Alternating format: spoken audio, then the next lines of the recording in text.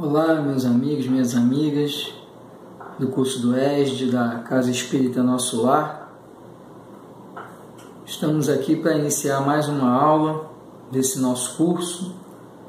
E essa aula a gente vai tratar do módulo 7, Pluralidade dos Mundos Habitados. E hoje teremos como tema o primeiro roteiro, que é o Fluido Cósmico Universal. É uma alegria estar aqui com vocês mais uma vez para compartilhar esse momento de estudo que tenho certeza será muito proveitoso para todos nós. E iniciando esse nosso estudo, vamos fazer uma leitura da obra Caminho, Verdade e Vida, Espírito Emmanuel, psicografia de Chico Xavier. Viver pela fé. Mas o justo viverá pela fé. Palavras de Paulo na Epístola aos Romanos, capítulo 1, versículo 17. Na Epístola aos Romanos, Paulo afirma que o justo viverá pela fé. Não poucos aprendizes interpretaram erradamente a assertiva.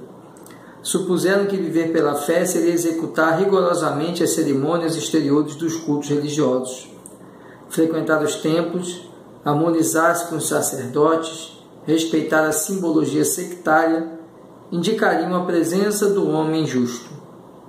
Mas nem sempre vemos o bom ritualista aliado ao bom homem. E antes de tudo é necessário ser criatura de Deus, em todas as circunstâncias da existência. Paulo de Tarso queria dizer que o justo será sempre fiel, viverá de modo invariável, na verdadeira fidelidade ao Pai que está nos céus. Os dias são ridentes e tranquilos, tenhamos boa memória e não desdenhemos a moderação. São escuros e tristes, confiemos em Deus, sem cuja permissão a tempestade não desabaria. Veio o abandono do mundo, o Pai jamais nos abandona. Chegaram as enfermidades, os desenganos, a ingratidão e a morte, eles são todos bons amigos, por trazerem até nós a oportunidade de sermos justos, de vivermos pela fé, segundo as disposições sagradas do cristianismo. E à luz dessa mensagem, vamos fazer nossa prece de abertura, nossa prece inicial, buscando a sintonia com os irmãos espirituais, com todos os mentores espirituais que cuidam da psicosfera da Casa Espírita Nosso Lar e que agora estão ao nosso lado nos auxiliando nesse estudo. Que então, ajudados por esses bons espíritos, possamos agora, em sintonia com a espiritualidade superior, obter os ensinamentos que necessitamos, os esclarecimentos que ansiamos, e com isso fortalecer a nossa fé. Que assim seja.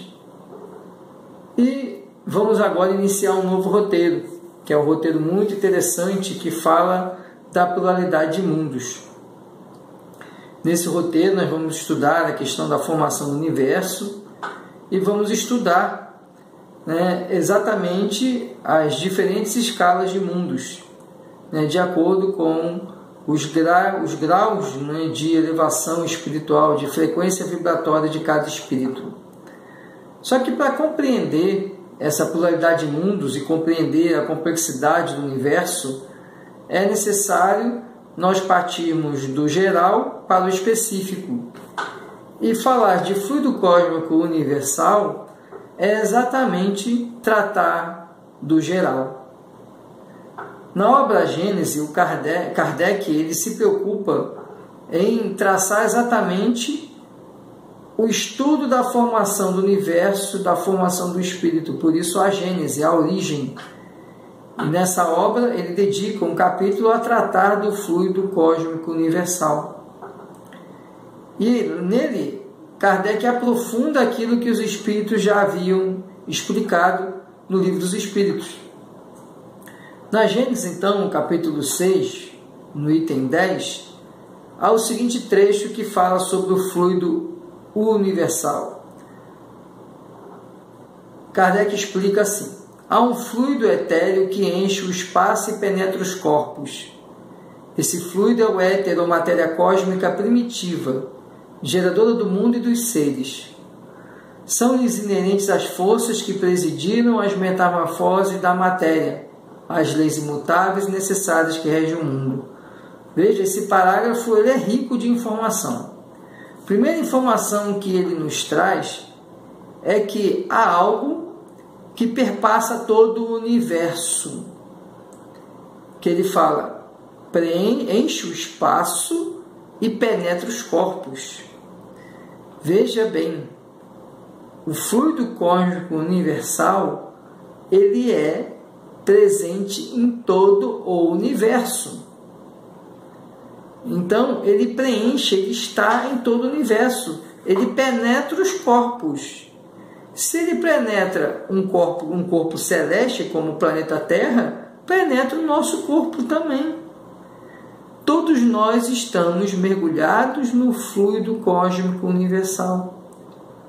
Seja os espíritos encarnados, nós encarnados, seja os espíritos desencarnados, porque todo o universo está mergulhado no fluido cósmico universal. E ele fala que essa matéria é geradora do mundo e dos seres, olha só. Então o fluido cósmico universal, além de ser um meio que perpassa todo o universo, material e imaterial, é ainda, um meio de gerar tudo que existe no universo. Então, o fluido etéreo, o fluido cósmico universal, que é um fluido etéreo, ele está presente em todo o universo. E, além disso, esse fluido é a origem de todo aquilo que existe no universo. E mais, são-lhes inerentes as forças que presidiram a metamorfose da matéria.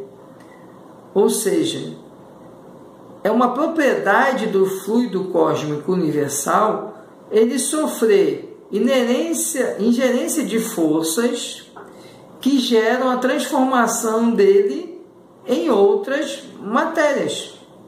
Então, o fluido cósmico universal ele é o fluido básico de todo o universo. E esse fluido ele está sujeito às leis imutáveis. Nós vamos estudar mais à frente as leis divinas, leis universais, leis divinas. E veja, o fluido cósmico universal ele está sujeito a essas leis. Então está sujeito à lei de conservação, à lei de progresso, à lei de destruição. Essas leis são inerentes ao fluido. E por que são inerentes ao fluido? Porque o fluido cósmico universal é a emanação divina. Então, quando Deus emana o fluido cósmico universal, tudo que emana de Deus, ele emana grafado com essas leis, grafado com as leis universais, com as leis imutáveis, as leis divinas. Se o fluido cósmico universal é a origem de tudo que há no universo, esse fluido também ele é determinado na sua atuação pelas leis divinas. Depois, no item 17 do mesmo capítulo, Kardec fala o seguinte: a matéria cósmica primitiva continha os elementos materiais, fluídicos e vitais de todos os universos que estadeiam suas magnificências diante da eternidade. Ela é a mãe fecunda de todas as coisas, a primeira voz, sobretudo a eterna geratriz. Mais outro parágrafo riquíssimo. Veja, essa matéria tem os fluidos cósmicos primitivos que regem todo o universo. Então, eles dão origem, essa matéria, esse fluido cósmico universal, dá origem a tudo que há no universo. Todo o universo ele é sustentado por essa matéria, por esse fluido cósmico universal. E mais, ele diz o seguinte, que é a mãe de todas as coisas, a eterna geratriz. Então, dois pontos importantes. Tudo que há no universo é originado do fluido cósmico universal. É o primeiro ponto. Segundo ponto, eterna geratriz. ou seja, o fluido cósmico continua e vai sempre continuar dando origem a tudo que há no universo. A criação é permanente. É isso que ele está explicando. E é permanente porque o fluido cósmico tem essa lei gravada nele. Então, ele permanentemente está criando, está gerando, está trazendo algo novo para o universo. E aí no capítulo 14, Kardec fala o seguinte: como princípio elementar do universo, ele assume dois estados distintos. O de eterização ou imponderabilidade, que se pode considerar o primitivo estado normal, e o de materialização ou de ponderabilidade, que é, de certa maneira, consecutivo àquele. O ponto intermédio é o da transformação do fluido em matéria tangível. Outro ponto importante. O fluido cósmico universal, então, ele tem a característica primordial de ser etéreo. Então, o fluido cósmico universal, ele é algo mais imaterial do que material. E ele vai adquirindo a característica de materiabilidade, ou seja, de matéria tangível. E existe um ponto intermediário entre o fluido cósmico universal de característica imaterial, que é a origem, para o fluido cósmico universal matéria, que é a transição entre esse estado imaterial para o estado material. Então, outro ponto importante que a gente tem que chamar a atenção: tudo no universo tem sua origem aonde? Na esfera espiritual. A esfera espiritual é a origem e é o estado normal do universo. O universo material, ele é a transformação desse estado imaterial do fluido universal, que ele vai se transformando, vai passando pela transição até ele chegar a ficar material. E qual matéria? A que for necessária ao fluido cósmico universal. Porque o fluido cósmico universal ele vai continuar atravessando todos os corpos, como explica Kardec. E se a gente fala em fluido universal, da onde vem o fluido vital, que a gente já até estudou quando falou da origem dos espíritos? De onde que vem ele? E aí a gente vai ver que Kardec, na questão 665 do Livro dos Espíritos, ele pergunta sobre o fluido vital e recebe a seguinte resposta: o fluido vital existente em todos os corpos vivos da Terra tem sua fonte no fluido universal. É o que chamamos fluido magnético ou fluido elétrico animalizado. É o intermediário, o laço entre o espírito e a matéria. Veja, se todo o universo ele é originado do fluido universal, a vida também é originada do fluido universal. E se o fluido universal é a origem de todas as coisas, desse fluido também há um desdobramento, que é o fluido vital. O fluido vital é o que anima, o nome já diz vital, de vida, é o que anima o quê? Os corpos materiais, os corpos físicos. Então, os corpos físicos eles são dotados de fluido vital, que é um desdobramento do fluido cósmico universal, do fluido universal. E lá no final desse capítulo, nós temos algumas perguntas que são importantes a gente refletir sobre elas. A primeira pergunta é: da onde se originam os corpos materiais existentes no universo? Eles se originam do fluido cósmico universal. A origem deles é o fluido cósmico universal. Por quê? O fluido cósmico universal, a gente viu que ele penetra, ele intervém, ele perpassa todos os corpos do universo. E aí esse fluido, ele tem propriedades que são inerentes às leis divinas. Lei de reprodução, lei de conservação, lei de destruição, lei do progresso. Tudo isso são características do fluido universal, porque ele está atrelado às leis divinas, ou leis universais, ou leis imutáveis.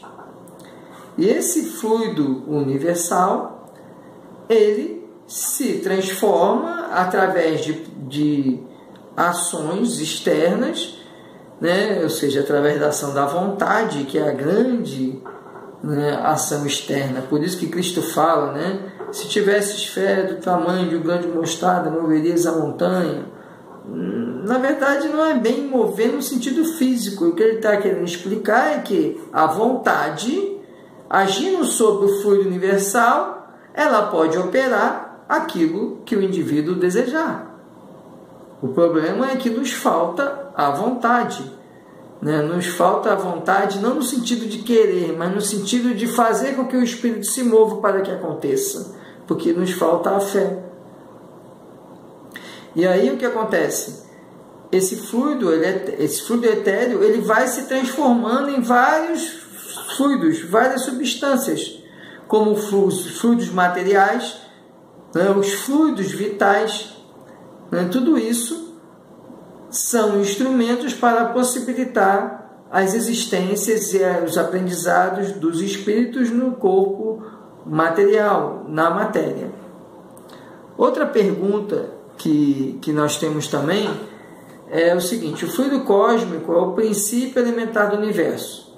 Ele resume dois estados, o de eterização ou empoderabilidade e o de materialização ou ponderabilidade. Assim é correto afirmar. E ele apresenta algumas alternativas, e a alternativa correta é: o oxigênio, hidrogênio e nitrogênio são exemplos de gases existentes na atmosfera de nosso planeta. Eles podem ser considerados como fluidos de transição entre o fluido cósmico, propriamente dito, e a matéria tangível. Então, veja bem, os gases são fluidos, mas são fluidos que são desdobramentos do fluido cósmico universal. Aí você pode dizer: mas espera aí, Renato, eu não consigo nem pegar o ar, né? Quando eu respiro, meu pulmão ele precisa separar todos os gases que ele assimila, né, do oxigênio e absorver só o oxigênio. Como algo que é imperceptível para mim pode ser matéria, mas não é à toa que os gases estão lá na tabela periódica, né, quando a gente estudou química. E por que eles estão lá? Porque eles são matéria. Uma matéria sutil, tênue, mas são matéria. Então todos os gases são desdobramentos do fluido universal. O fluido que dá vitalidade aos corpos orgânicos tem como fonte o fluido universal, correto? Aí ele pergunta: esse fluido é conhecido como? Então, esse fluido que dá vida aos corpos físicos, esse fluido é o princípio vital, também chamado por Kardec na Gênese de fluido magnético ou fluido elétrico animalizado. E outra questão que nós temos também é a seguinte: os seres orgânicos são os que têm em si uma fonte de atividade íntima que lhes dá a vida.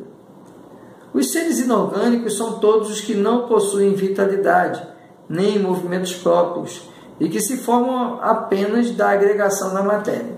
E aí, mais uma vez, ele quer saber, né? Dito isso, essa questão dos inorgânicos, dos orgânicos, né? Qual é a alternativa correta, né, na questão? E aí a resposta que se apresenta lá é que após a morte dos seres orgânicos, a matéria inerte se decompõe e vai formar novos organismos, e o princípio vital retorna à massa. O que acontece? O princípio vital é o que anima, e quando a gente estudou os espíritos, a gente viu isso, né? A formação dos espíritos, a criação dos espíritos, a origem dos espíritos. A gente viu que nós temos manipulações do fluido universal, lembra até que eu botei um gráfico para vocês, né? E essas alterações do fluido universal dão origem, né, ao princípio material, o fluido material, e ao princípio, né, que é o fluido vital. Esse fluido vital ele anima a matéria, mas ele precisa de algo para se ligar, não basta o fluido vital. É preciso ainda o quê? O espírito. Quando você tem o princípio inteligente, né, que seria algo mais embrionário que o espírito, quando você tem essa junção entre uma matéria com o princípio vital, você vai possibilitar o quê? Que se vincule a ele um espírito, no caso da matéria, imaginando um corpo físico de um ser humano. Essa integração, então, vai fazer com que esse princípio vital ele desencadeie uma interação entre o espírito e o corpo físico. Vinculado o espírito ao corpo físico, esse princípio vital ele é ativado, né? E aí nós temos o princípio vital ativado, porque senão você só tem um princípio vital inativado, um princípio vital inerte, porque ele precisa ter um princípio inteligente, ou então um espírito atrelado àquela matéria. O princípio vital por si só, ele garante a vida, garante os mecanismos de sobrevivência daquele organismo, mas ele não é suficiente para fazer com que haja vida. Agora, se você tem um princípio vital e ele acaba, ele se exaure, exaurido o princípio vital, o que acontece? Aquele espírito ele vai ser libertado daquele corpo físico, porque o corpo físico perdeu o princípio vital. Então, já que não há mais vida naquele corpo físico, o que acontece? O processo do desencarne. O espírito se desprende, porque o princípio vital cessou naquele corpo físico. Então, por isso que Kardec fala que após a morte dos seres orgânicos, a matéria inerte se decompõe, ou seja, a matéria é matéria. Então, princípio, né, de Lavoisier, né? Na natureza, nada se cria, nada se perde, tudo se transforma, inclusive o corpo físico. Quando há o desencarne, ele vai se transformar, a matéria vai se degradar, né? Vai ser absorvida por outros organismos. E o princípio vital? O princípio vital retorna ao plano espiritual, vai fazer parte ali da esfera espiritual. E no final dos slides, né, eu coloquei aí um último slide, né, que é uma mensagem de André Luiz na obra Evolução em Dois Mundos, né? Ele fala que o fluido cósmico, ou plasma divino, é força em que todos vivemos, corroborando com a afirmação de Paulo, que em Deus nos movemos e existimos. O que André Luiz quer dizer na Evolução em Dois Mundos? Quer dizer, por isso que Deus está em toda parte, porque o fluido vital é a emanação de Deus. E por isso que nós estamos em Deus. Quando Cristo fala, eu estou no Pai e o Pai está em mim, é porque Ele está em sintonia total com Deus. Nós não conseguimos essa sintonia ainda, dado o nosso grau de imperfeição. Mas apesar desse grau de imperfeição, isso não retira um fato, o de que nós todos estamos ligados a Deus, estamos em Deus, né? Porque nós estamos mergulhados no fluido cósmico universal. Então, meus amigos, minhas amigas, era o que nós tínhamos para conversar por hoje, por essa semana de estudo do ESD. Continue fazendo as leituras, né, do material, continue fazendo suas pesquisas, né? Estou sempre à disposição para dúvidas, né? Podemos usar o nosso grupo de WhatsApp do ESD para essas dúvidas, né? E eu queria então encerrar, agradecer a todos pela participação aqui, por estarem assistindo esse vídeo, desejando que na próxima semana estejamos aqui mais uma vez, né, fazendo esse estudo tão necessário para todos nós. Vamos fazer então nossa prece final, rogando a assistência do Pai amado, celestial, para que possamos então compreender que Deus nunca nos falta, porque Ele está em toda parte e está também em cada um de nós. Mas rogamos, Senhor, que não nos falte o Seu amparo e Sua misericórdia, porque somos imperfeitos e mesmo querendo atingir o acerto, por vezes erramos com grande distância do alvo. Rogamos assim, amado Pai, que dê a nós o consolo, o amparo, o amor, para podermos seguir e ultrapassar as barreiras que encontramos no caminho. Obrigado, Senhor, por mais um dia de estudo, de aprendizado, e até a próxima aula. Fiquem em paz todos vocês. Um abraço.